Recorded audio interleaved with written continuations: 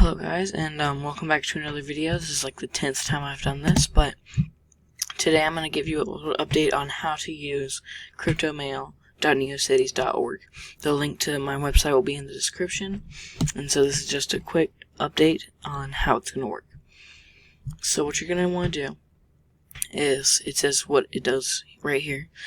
What you use this for is sending an email and submitting a form in binary, and then we're gonna send it to someone, whoever you want. So here's a little bit of an easier tutorial. We've updated it, made a submission box, fixed it.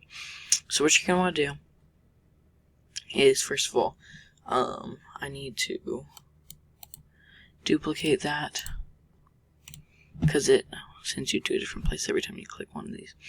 So you're gonna convert your message. So like last time,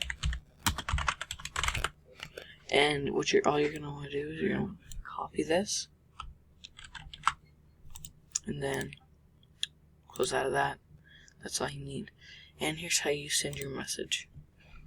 So what you're gonna want to do is you're gonna want to put your friend's email.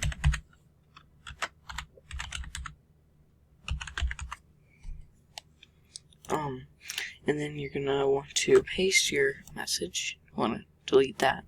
I accidentally did that. And so, don't mind this. This is like just something extra. It's nothing. You can literally just close that out.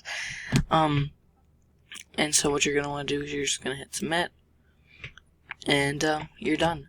And so your message will probably be sent within at most probably a couple of hours.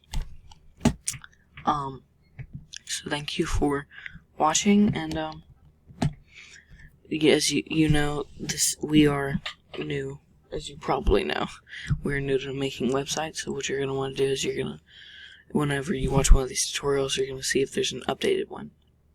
So I'm gonna label them in a playlist, and I'm gonna make sure they're labeled as 1, 2, or I guess the first one won't have a 1 or 2, but this one will be number 2.